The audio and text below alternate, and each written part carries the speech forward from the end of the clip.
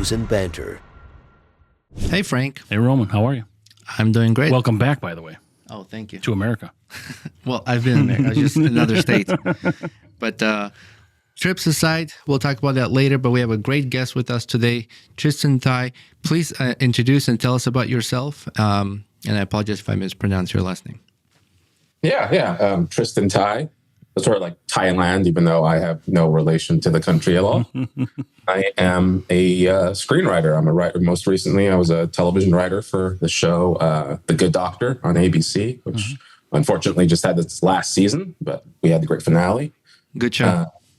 Yeah, thank you. And, beyond that, I'm, looking to direct a little short film this summer, a horror short, with the time I've had, while continuing to write and whatnot. So, yeah, I'm really happy to be here, Frank and Roman. Awesome. Thanks for taking your time. How did you get into this? How did I get into this? It's like, it doesn't really start like I'm going to go do this and you get a job, or even there's a lot of professions where, med school, law school, it's sort of a clear-cut path. Getting into sort of writing or directing, it's a lot of like false starts. So basically, how did I get into it? I mean, I think I started getting interested in college. Even though I grew up in California, being the son of immigrants, I couldn't have been further away from California, if you know what I'm saying. Mm-hmm. Like working in Hollywood was not just something I really thought about. I grew up around very working class kind of culture, working class family. And, we were about like 40 minutes away from LA, but it could have been another state. And even though as a kid, I grew up near this mall called the Puente Hills Mall, which I later found out was actually the Twin Pines Mall for Back to the Future. That's where they shot that famous scene. Yeah, that's cool. But even finding that out, it wasn't something like, oh, that's something I could do. That was just felt like, oh, other people did that. So it wasn't really until I went to college at UCLA where, I would always see film crews on campus. It's one of those campuses that's used a lot in a lot of movies. Like you see it in the background, TV shows and movies like Scream or all these, I remember they were filming that. Just Courtney Cox running down the steps. And I remember I was just a student watching that. And that was like sort of the first time where I was going like, oh, okay, that's, I see people doing that. It's like, oh, maybe that's something I could be interested in. So I think that's really where it started. But even then, it's just a very long and difficult path. When I got to the Writers Guild, something they told me was, and this is how hard it is to get into the industry. Whether this is true or not, I don't know, but it makes you feel good. They actually say it's harder to get into the Writers Guild as a professional than it is to become a Major League Baseball player. Those are the odds you're up against. Yeah. Wow. Well, how many members are in the Writers Guild, approximately?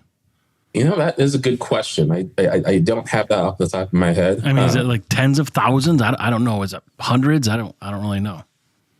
I would say it's in the thousands, but I think, people go in and out in terms of like retired or people get into the guild, but they sort of, aren't working, the professionals so much anymore. So yeah, that's a good question. I wish I had that on. No, I was just something I was curious about because I'm thinking about baseball. There's, however many, 40 or 50 people on a team and you got however many teams. It's just, right. I was trying to relate it, but yeah, it doesn't matter. So.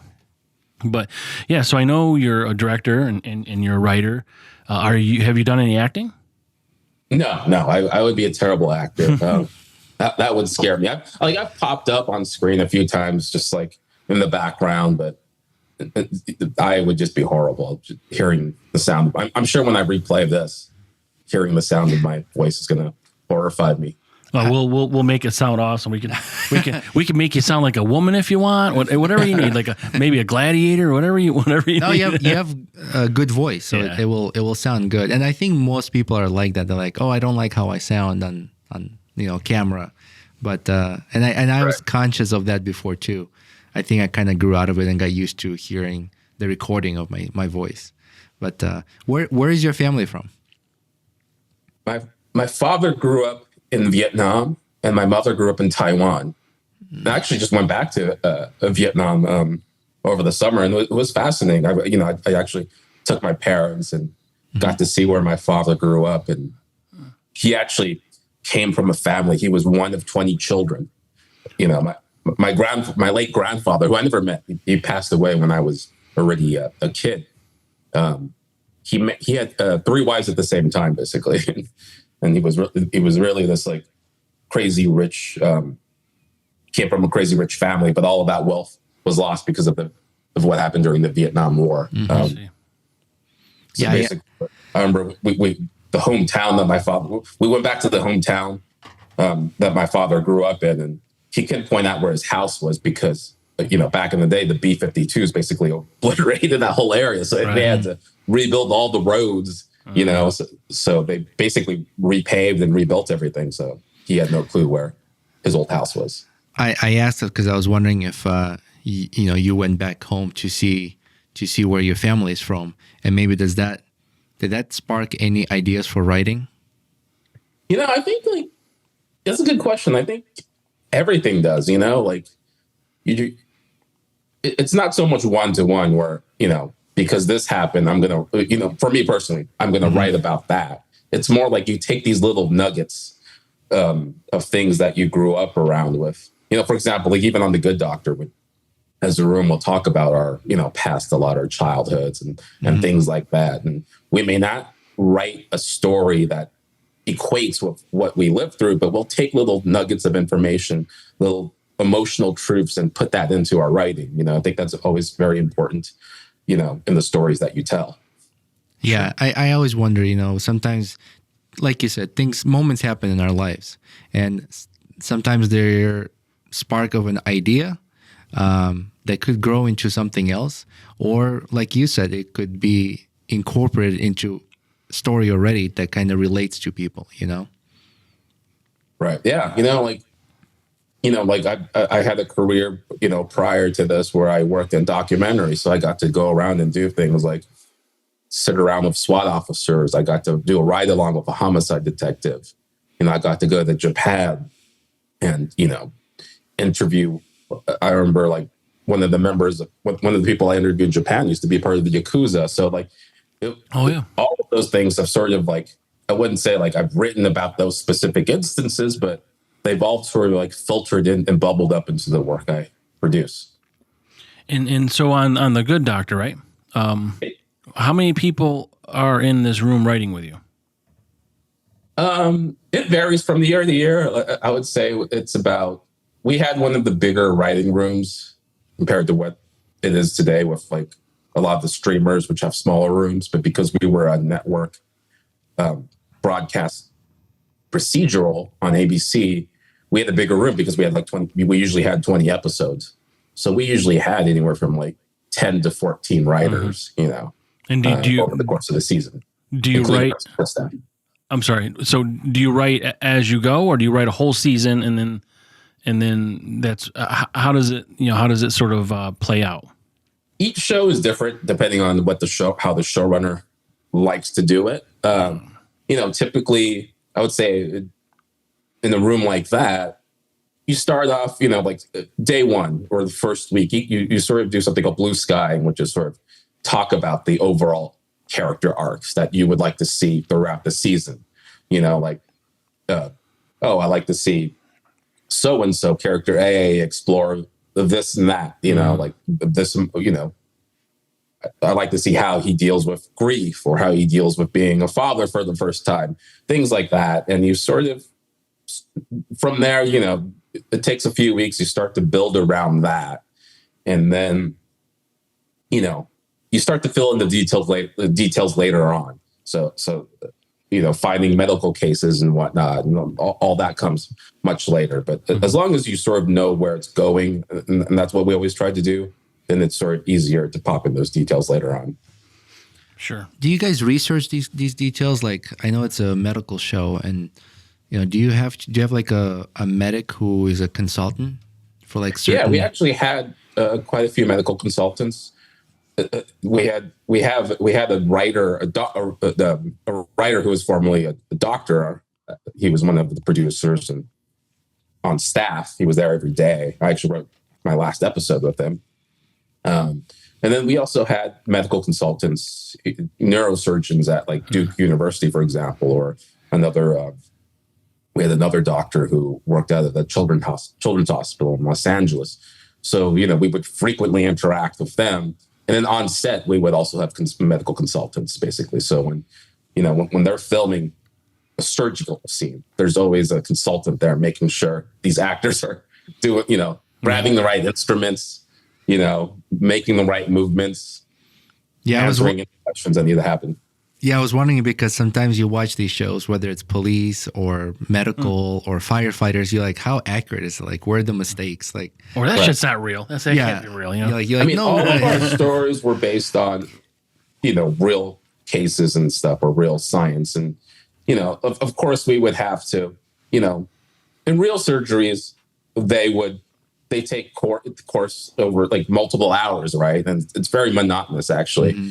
So you do have to cut to the chase and, cheat a little bit. So, if you're looking for pinpoint accuracy, a television drama is not it. But, we weren't making up stories whole cloth. We weren't jumping into the realm of science fiction, so to speak. They were always usually, a lot of times our medical consultants came up with medical stories that they would pitch and be like, oh, that's interesting. That could work well, So these were,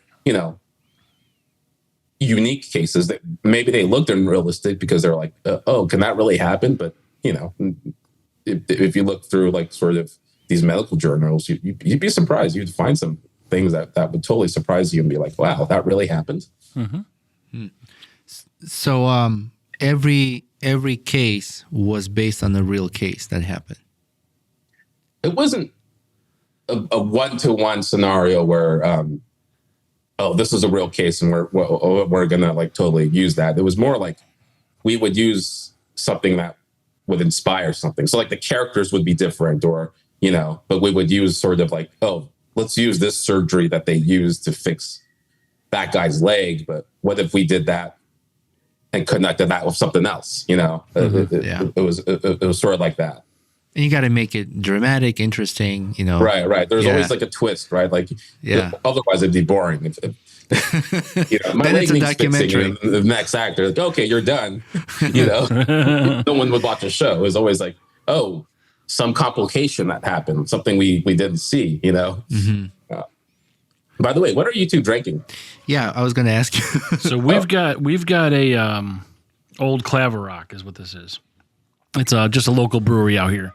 I forget the name of it, but that's what it is. They're from like a Rochester, New York area. Yeah, it's a lager.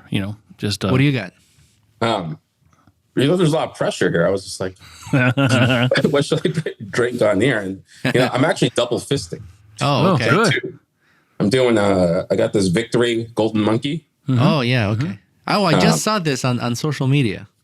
Oh, okay. Yeah, someone just posted that. So that's not bad. And then this I haven't had yet.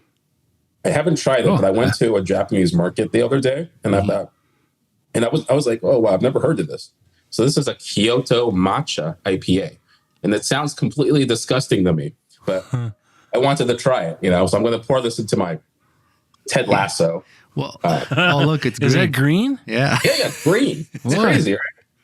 Nice. Yeah. It'd be crazy if you pee it out that color. That'd be cool too.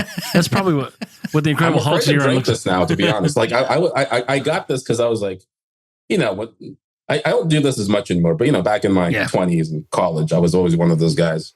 Oh, that looks weird. I'm gonna try that. That looks gross. Like the whole Anthony Bourdain. I'm gonna go try whatever. So that's from Japan. Subsides, but I'll tell you how it is. But yeah, it's totally green, as you can see. Mm-hmm. If you turn into a Hulk, that's going to be live on camera. Yeah. That's what Hulk's urine looks like. It does. And that's from Japan. Yeah, it's from Kyoto. It says Kizakura's first Japanese style IPA from 1995. Wow. Like I saw this in the there's like this little small Japanese seafood market, where a lot of people buy their sushi. So I went there to pick up some rolls once. I saw that little fridge, the refrigerator, and I was like, might as well try it. even though I know probably for the first and last time. I'll let you know. You mentioned being in Japan and interviewing someone who's an ex Yakuza. Did you see the show Tokyo Vice? I've seen. I have a friend who works on that. He's an editor. I saw like the first few episodes, but there's like basically one of the problems with TV is like there's too many shows out there now. Yeah. So I'm always bouncing around. I do intend to go back into it because I'm a fan of Michael Mann, but I only saw the first episode. What about you? Were you a fan of that? It was one of those shows that it hooked me, and I was like, shit, it's 3 a.m. I gotta go to bed. But it was really good. I mean, I thought it was an old show, and they did a really good job of filming it so that it took place back in like 90s. Right. No, I mean, I do love when that happens. Whatever show like Game of Thrones or whatever, when you're like, oh, I need to watch the next episode, and you stay up till like 4 a.m, knowing that you have to get up in 2 or 3 hours. You're like, I guess that's the magic of TV, right? It just gets you pumped and excited to want to know more. Okay, I'm going to try this now. All right.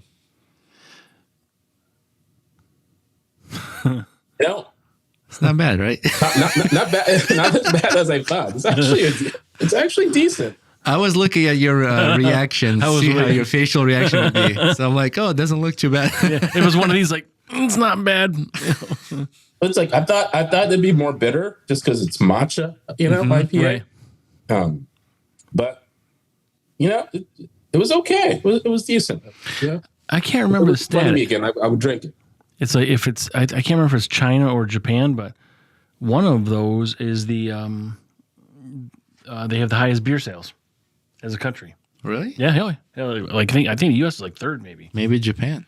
But so we drink beer, but it's really just sort of an icebreaker. It's not all we're about. We do things like this. We meet people and we interview other people. But so it's just that's kind of why we start off with one. So I apologize that we kind of waited till 15, 20 minutes until we drank it. No, because I was just too excited to meet you. We talked to Erica, the agent who put us in touch, and we looked you up, and I was like, oh, this will be exciting. Find out how you really got into it. What I know you said back in college when you saw the scenes being filmed, and you're like, oh, maybe I'll be into that. And then did you ever write anything of like your own that you'd like to bring it on camera? Yeah, I mean, part of the thing. Oh, and before, look, let me say, like I went to UCLA, and then after that, I mean, Erica was in contact with people from the LA Film School. I went to the LA Film School right after because I wanted to, come out with a short that I directed. Mm-hmm. So that was very useful in helping me learn about the industry. But I didn't have a script after that, and it took a while, it's sort of hard to figure out where you want your expertise to be in or where your interests lie. So I've written a ton of scripts, the first 5 that I completed, you could probably just throw away in the garbage, they were bad, I think the mistake a lot of people make, I want to be a writer, and they write one script and they think that's the one. Mm-hmm. And they're like, oh, can you read this? And then if you like it, send it to your agent or your manager. And it's like, no, it's like you have to keep writing because your first script will be garbage. It's going to be terrible. Mm-hmm. Sure. And your second script is going to be a little bit better. But to answer your question, as a writer, before you break in, you're always speccing, you're writing these original pilots. And that's how you sort of get the attention of agents, managers, mm-hmm. or showrunners looking to hire you. And it's strange. In a weird way, a lot of times, like when you write these that knowing that no one's going to really make this, because when you start off, you're sort of like a nobody in the industry, right? Yeah, so the production companies are not going to, for the most part, there's always exceptions, obviously. They're not going to go and purchase a script from someone who's never been in a room before. Mm-hmm. So, I mean, take the case of someone like, like Mad Men. That was a script that was languishing for years, and it wasn't later until Matthew Weiner was more established, that he was able to go back and get that made. So yes, similarly to that, hopefully one of the scripts that I've written, you know, in the past will I'll hopefully be able to make it, you know, as years go by and I rise up in the industry. Resurrect it and sort of come back and tweak it with your current experience and expertise versus what you may or may not have had when you first did it.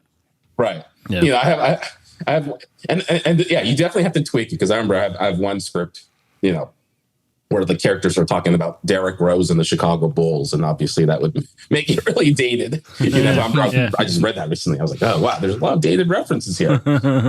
Yeah, but that's a history. It's like it's archive. Don't throw it away. It's a reminder of like where you started, where you came from. Right. Yeah. So you mentioned also now, so The Good Doctor's done, and now you're doing something with film, with a movie, a horror movie.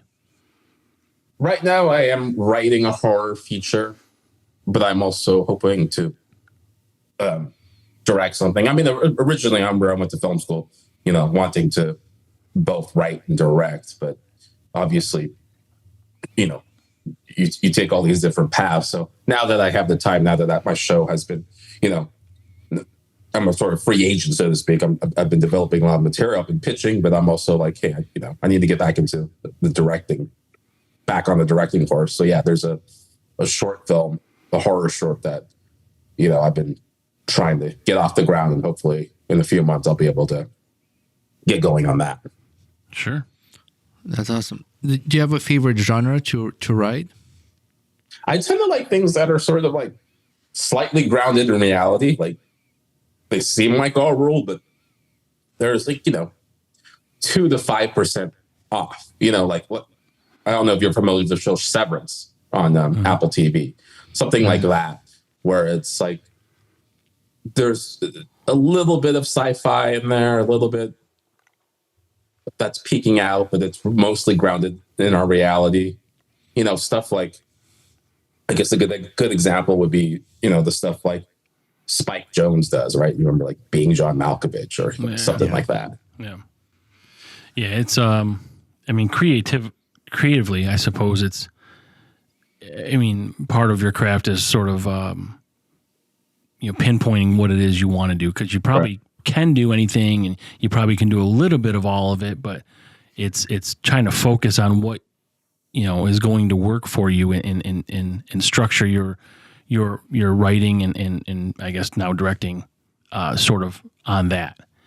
I mean, in terms of my personal taste, though, it's funny. Yeah, you come in the industry and you're supposed to sort of like, you know, I'm a sci-fi writer, I'm a horror writer, or whatever, or you know, this is me. But I guess, you know, with me, I've always just been someone who just watches everything. You know, like I'm one of those guys who would go to the New Beverly, this local cinema that Quentin Tarantino owns, and just watch whatever they had on the midnight movies. So like my letterbox or whatever is crazy. It's like I have like, you know, I'll watch a movie like some French movie from the 1960s, and then the next film I follow up with, you know, is like, you know, Next Friday with Ice Cube, you know, or some like silly comedy. You know, I literally watch everything. I don't really have any biases. Like, you know, I'm open to watching rom-coms. I watch a ton of Disney stuff with my kid. And then, you know, when my kid goes to sleep, that's when I bust out the horror, you know, the Ari Aster movies. So like, you know, in terms of my personal taste, yeah, like I would probably, in terms of my writing, it tends to gravitate toward genre. Yeah, I'm the same way. I think my Netflix algorithm is confused. Like, I don't know what to feed you.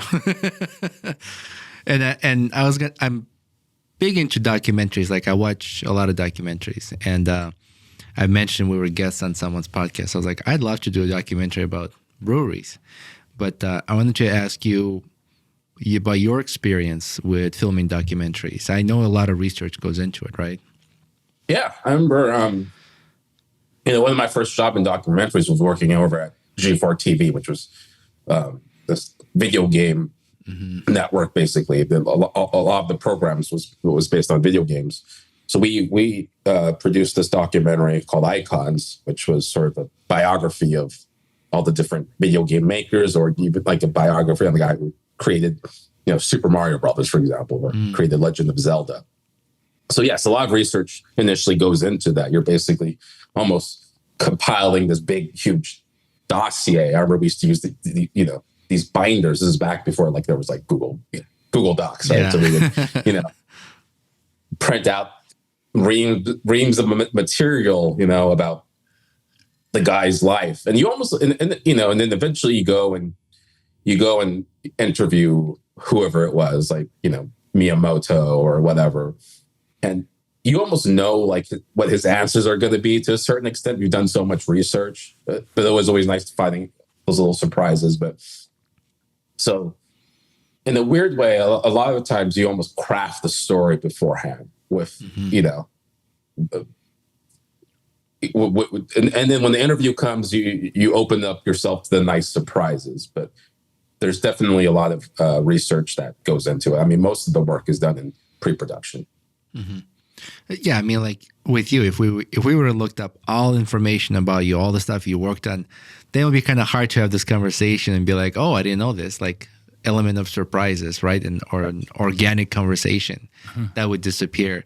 And when I was looking into documentaries, I'm like, how would you keep a conversation where you know the answers that are coming, right? Yeah.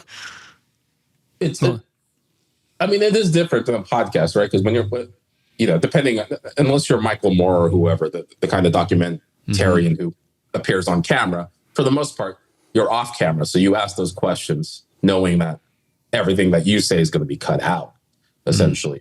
So you are, and in documentaries, people tend to speak a little bit differently because it's less casual, right? You're looking for those like specific sound bites that are a little bit more dramatic.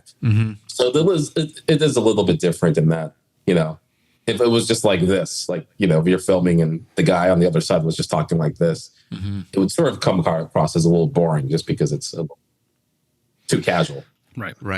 Need a little music, a little drama. Right. Well, people knew the Titanic sunk and they still watched that movie. You knew the ending before. So. But you didn't know the whole story. Right.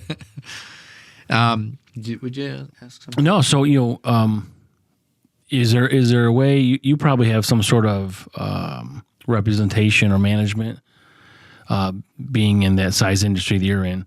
So is there a way that, I mean, we have some reach with this podcast. Is there some way that you have a preferred way for people to get a hold of you, or anybody that can reach out and sort of contact you for whatever it may be? I don't know if there's a management team they go through or you personally. I'm pretty easy to reach. I have reps with the Gotham group. They can reach out that way, but I'm on Instagram as well, or under my name. So it's like, Do you post any like videos or like, hey, upcoming show on Instagram or Facebook or whatever? Do you do any clips that people can? I used to do that more, but I've sort of taken more of a step back from social media. So like a lot of my stuff is private now, but when people usually put in requests for friend requests or message me, I usually answer. Sure. When you shoot when you direct a new show or a movie, will you do like a preview? Like a promo of some sort? Yeah, Yeah, I'm sure I will, but it, depends, if I like it. Yeah. You're always the worst criticizer of your own. I am. I've directed stuff in the past where I'm here like, you know what? I'll go to this screening, but I'm not going to tell anyone about it because I don't know if it came out the best. Well, that makes a quality product. If you can criticize yourself and be hard on yourself, then it's going to make yourself better. If you automatically, like you said, you make the first script you ever made and you think it's awesome and you're gonna pitch that somewhere and it's gonna get picked up, it's probably not gonna happen. I remember my last short film. This was years ago. I remember I would go to these film festival screenings. I was one of those guys who just hated being in the theater watching it. So I was sort of like Jerry West, watching basketball. He used to watch games from the tunnel because he couldn't stand, being inside. So I would literally just be out in the lobby or, standing way in the back. And at times I would just leave, because I was just so uncomfortable because I remember just watching it. I'd be looking at all the mistakes I made and all the things that could have been better. And it just drove me crazy. Yeah. And only you can find them, right? It's like, the mistakes you've made and they're there, but to majority of people, they wouldn't know. And it's tough to criticize your own product, your own work. But I wanted to ask, did you ever get invited to any of the award ceremonies? Like, do they invite writers? None of the major ones. I'm definitely not there yet. I did during the strike. There was an episode that me and one of my writing partners on that episode wrote. That got an award from it was actually a health conference, I believe, or basically it was about donors and lung donation. Mm-hmm. So we got that, but it was during the strike. So I remember, because of that, we didn't go because it was unclear whether we were allowed to go or not. Right. Yeah. So we ended up not going. But I'm glad you brought that up. How did the strike affect you guys? It was about a year ago of this time. I remember walking around a lot, getting a lot of steps in.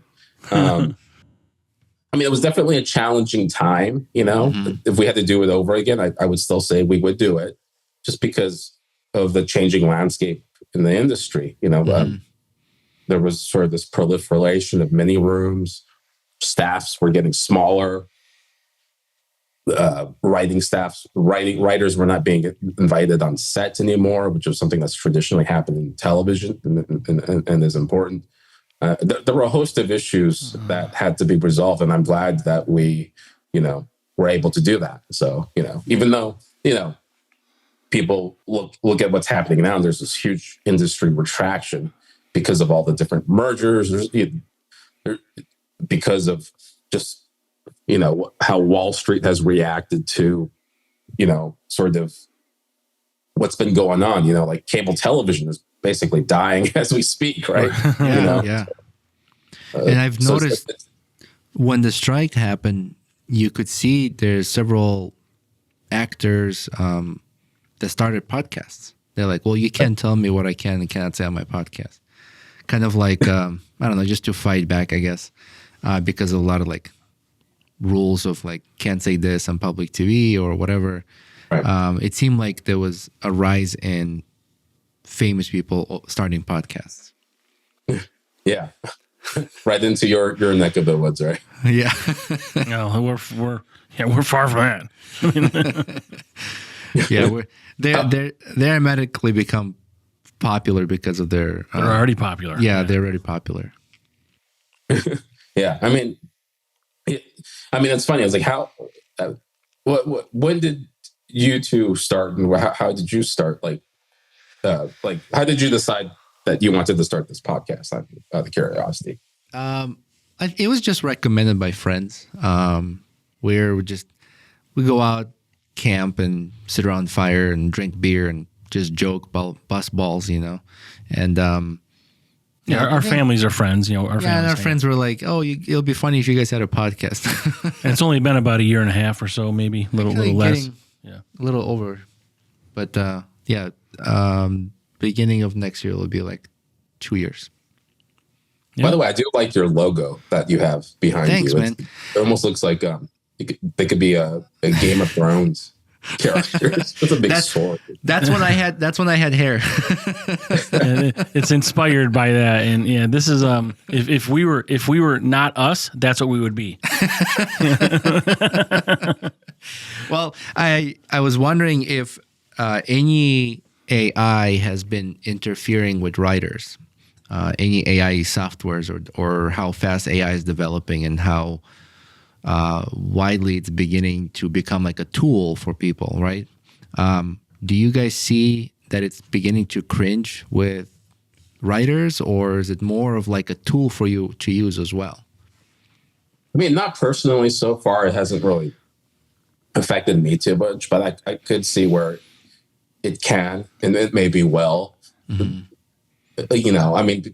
Less so for writers, but probably more so for a lot of people working in animation. That's already happening. There's a big strike going on right now, that it is because of that. And, I consider, like, look, it's fun to play around. I've tooled around with Chat GPT. I've experimented with Midjourney, and it's fun. But I definitely put myself in the skeptic camp, for a myriad of reasons. I do think, having worked in tech before, I've worked in a tech company. I've seen how executives like to manipulate data to make their company a little bit more, to make their companies look better for Wall Street. And, so in one sense, I'm a skeptic in that, I do think a lot of these executives are overselling what it can do. I mean, we've seen some beautiful examples, for example, like Sora, like the videos that they release, right? But to do that just takes so much power, energy, and also just the costs of AI right now. I think you're seeing some pushback from Wall Street right now, right? Like billions of dollars, and how is it going to make its money back? Yeah, and I think the other thing is, I have a lot of friends, and I know a lot of people who are, starting to, they're taking seminars for AI, and they're doing all these things. They're taking classes, they're experimenting with it, and what's funny is, like, none of them are doing it because they are excited about AI. They're doing it because they're hedging. They're like, that's right. What if my job goes away? This is the next big thing. I'm doing this because I need to learn this to be able to make money, right? So I just think that this is something that a lot of corporations are excited about, because, it could be a potentially a way to reduce their workforce. But, the average user, are you going to really go and, whatever, type in the prompt every single day? That does get tiresome, right? Like, how many pieces of art are you going to create every day? How many pieces of, like, whatever, some fan fiction will you come up with? And does that really excite anyone? I'm sure there's going to be an AI, movie that's going to come out, and that's going to do well because, naturally people are curious. Just like I was curious about this Kyoto matcha IPA, right? But am I going to go and purchase this IPA again? Probably not, right? So I think there's going to be a hit movie that's going to come out, and people will try to copy that. But at the end of the day, I think, the reason I'm a skeptic is, I get excited because I watch a movie and I'm here like, who directed that? Oh, that was Christopher Nolan. I watched Pulp Fiction. I was like, who was behind that? Quentin Tarantino made that, right? You go to a restaurant, you like a restaurant, and you're like, oh, I wonder who are the hands behind this. And you find that it's like a celebrity chef that you always follow. Right. And I'm sure, let's take beer, for example. I'm sure there's going to be an AI beer that, like some computer sped out the recipe, and it was all made by machines. And all three of us here are going to want to try that drink, right? We're going to try that. But at the end of the day, you go to the craft breweries because that there was, like, human hands that made that there was passion behind whatever they did, right? Like, it had a history. And we talked to so many brewers that, like, handwrite all the ingredients, and it's in the notebook. Like, they don't use even though technology is in place for them to use it, to be more efficient with it, a lot of them still, like, handwrite it. And that's part of, like, the exciting factor of going to a brewery and trying that beer. It's not made by a machine. But what you said with the AI generated movie, I think the first movie is going to suck, but it's going to do well because people are curious. Right. And then it'll get better. We're like, see, like, what could it do? And, it'll probably be, it'll be interesting. But people are going to learn the wrong lessons from it, right? It's going to make a lot of money, because of this curiosity. And then, of course, executives will be like, oh, we got to keep pumping those out. I hope it's just going to be a trend, and it's going to be, I think AI is good as a tool. Like, I use it as a tool. Or I'll use Midjourney just to make a stupid picture because my friend joked about his dog riding a scooter. So I put his dog on the scooter and, like, hey, check this picture out. And we laugh about it, Yeah, but I use it as a tool, and I think that's how far it should go, is become efficient tool for people to use. I hate the idea of a replacing of a person, because there's no emotion with AI, right? Well, not only that, but like there's like thinking behind it, like how people process information, how something happens in last second, you got to make a decision or put a little emotion behind it when you're talking to another person. So I think those little things kind of matter.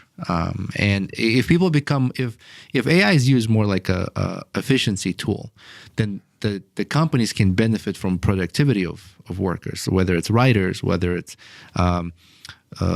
a techie person, or a program writer. I think it just can be an efficient tool where people can be more productive, and what would take a week to accomplish, we can get it done in a day. And I think that's how we should look forward to implementing AI. It'll be great for spreadsheets and all the things that you don't want to do in Excel. Yeah. So yeah, definitely. Tristan, we're going to wrap it up here. Sure. And it was really a pleasure meeting you. I was excited. It's really cool background. I told you, like, I love documentaries, and, maybe a dream in the future, I'll do some shitty documentary. You could just make it AI. No. And I'm looking forward to seeing your work. And I'm hoping in the future, when you publish you direct your first film, we'd love to retouch again and talk more about it and promote it, of course. So people can find you where on social media, you said? Just under my name. I think I'm easily searched. Apparently there's a wrestler who has the same name as me, so I'm not as cool as the wrestler. I'm the weak link. Yeah. You're the behind the scene wrestler. Yeah. Well, Tristan, again, thank you so much for your time. Thanks for joining a brew with us, and let us know how you like the rest of the bottle. And we look forward to seeing your work and speaking to you in the future. Yeah, thank you very much. Great, thank you. Nice meeting you, Roman. You as well. Hey, Hopheads, Frank here. And Roman. Welcome to Brews Banter, the podcast where we sip and spill the funniest stories over a cold one. We're not just brewing laughs and comedy. We also discuss life stories and current events in every episode. Follow the frolic on our socials, where we brew up more than just banter. Check out Linktree/Brews and Banter for all the goods. And guess what? We've got a VIP section. Join our Patreon for exclusive content, behind-the-scenes brew secrets, and maybe even a blooper reel or two. Subscribe, laugh, and unlock the full Brews and Banter experience. Because life is too short for bad beer and boring stories. Cheers.